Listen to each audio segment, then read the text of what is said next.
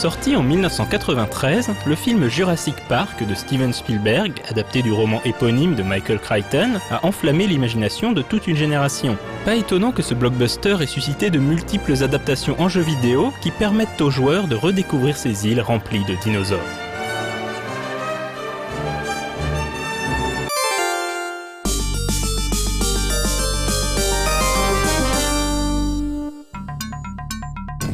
Nous allons commencer cette émission en parlant des versions sorties sur Mega Drive. Développé par Blue Sky Software pour le compte de Sega, le premier jeu Jurassic Park prend la forme d'un jeu de plateforme action, au graphisme fouillis et la maniabilité pas franchement évidente. Le joueur a le choix entre deux personnages. D'un côté, il pourra se glisser dans la chemise bleue légendaire du Dr Alan Grant, livré à lui-même dans les jungles d'Isla Nublar. Grant va devoir collecter diverses armes, à commencer par son pistolet à fléchette tranquillisante pour espérer survivre à la faune locale. L'autre mode de jeu place le joueur dans la peau d'un vélociraptor, ce qui est plutôt fun. Le vélociraptor n'a pas d'armes mais peut griffer, mordre et sauter plus haut et plus loin que Grant. Le jeu ayant rencontré un joli succès, Blue Sky rempile l'année suivante avec Jurassic Park Rampage Edition, un jeu basé sur le même principe mais dans de nouveaux environnements. Cette fois-ci, Grant et le Raptor doivent également faire face aux militaires venus exterminer les dinosaures du parc. La palette de mouvements a été étendue et Grant aura à sa disposition davantage d'armes.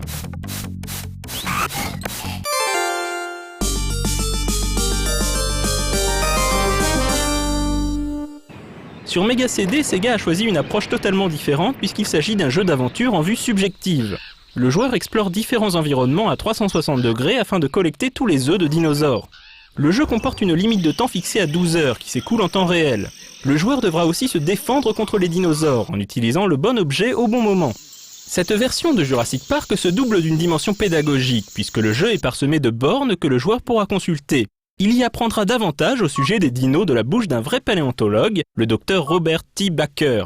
Pour l'anecdote, Baker aura par la suite un petit rôle dans le film Le Monde Perdu où il se fait croquer par un T-Rex.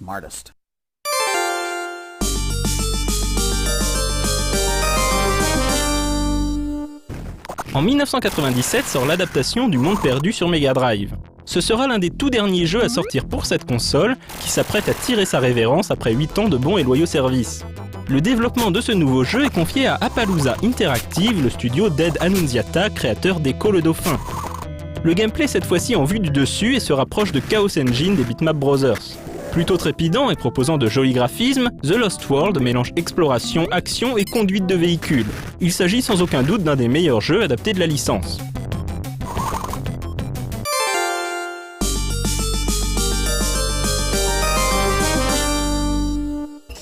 Une autre excellente adaptation de Jurassic Park est celle sortie sur Super Nintendo et développée par Ocean. On incarne encore une fois le Dr Grant, mais le jeu alterne cette fois-ci deux types de gameplay. En extérieur, le jeu propose une vue du dessus à la manière d'un Zelda. Le joueur devra explorer le parc pour trouver divers objets utiles et se défendre des assauts des dinosaures. Une fois entré dans un bâtiment, en revanche, le jeu bascule en vue subjective, proposant une expérience FPS qui évoque les premiers titres du genre comme Wolfenstein 3D ou Blake Stone. Le suspense est bien restitué, et pour beaucoup, ce fut le premier contact avec le first-person shooter.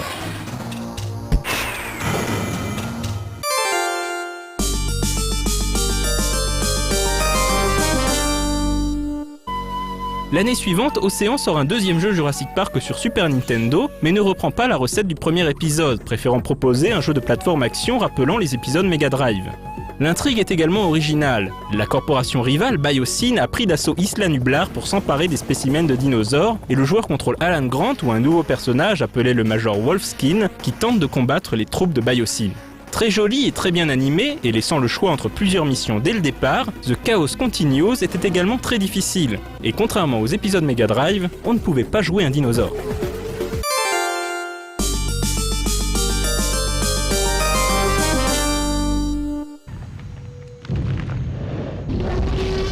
Cet écueil est réparé dans le jeu The Lost World de DreamWorks, sorti en 1997 sur console 32 bits, puisque dans ce jeu on contrôle exclusivement diverses espèces de dinosaures dans des environnements en 2D ennemis. Malheureusement, la maniabilité défectueuse du jeu le rend plus frustrant qu'excitant. On citera quand même la bande-son basée sur les thèmes de John Williams.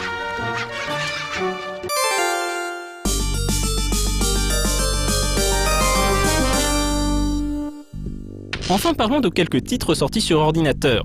Le premier est signé Ocean qui applique au PC et à l'Amiga la même idée que la version Super Nintendo, avec l'alternance de gameplay en vue du dessus et de phases de FPS, un peu plus élaborée graphiquement que celle de la version console.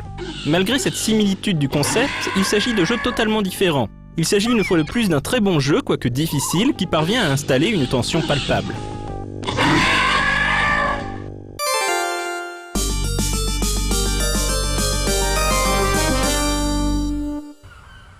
Dernier jeu que nous aborderons dans ce Retro & Magic, Trespasser sort sur PC en 1998. Une fois de plus, on a affaire à un jeu à la première personne, mais il ne s'agit pas d'un FPS dans l'acceptation habituelle du terme. Trespasser est en effet un jeu de survie en territoire hostile, qui n'est pas sans évoquer la série Robinson's Requiem de Silmaril. Le joueur incarne Anne, une jeune femme qui se retrouve sur Isla Sorna suite à un crash d'avion. Anne va donc devoir survivre dans ce monde perdu peuplé de dinosaures et trouver un moyen de rentrer chez elle. Le jeu était extrêmement ambitieux, tentant d'incorporer un écosystème et un moteur physique impressionnant pour l'époque. La maniabilité était également assez surprenante. Le joueur pouvait presser une touche pour tendre le bras de l'héroïne et une autre pour agripper n'importe quel objet avec lequel sa main entre en contact. Il est ainsi possible de tirer ou pousser un grand nombre d'éléments du décor, de ramasser une planche ou une barre de fer pour s'en servir d'arme de fortune, etc. Le joueur pouvait aussi transporter jusqu'à 2 armes, sachant que lorsqu'il a une arme en main, il ne peut pas interagir avec d'autres objets. Le jeu n'avait pas de HUD. Anne énumérait les munitions restantes à haute voix. 5, 4. Petite faute de goût qui en fit glousser plus d'un, il était fréquent d'avoir une vue plongeante sur le décolleté de l'héroïne pour peu que l'on regarde vers le bas. Le tatouage sur son sein était d'ailleurs le seul indicateur de son état de santé. Signalons enfin qu'Anne était doublée par Minnie Driver et que Richard Attenborough, qui interprète John Hammond dans les films, assurait la narration du jeu. Brachiosaur, oldest of our recreations by 50 million years.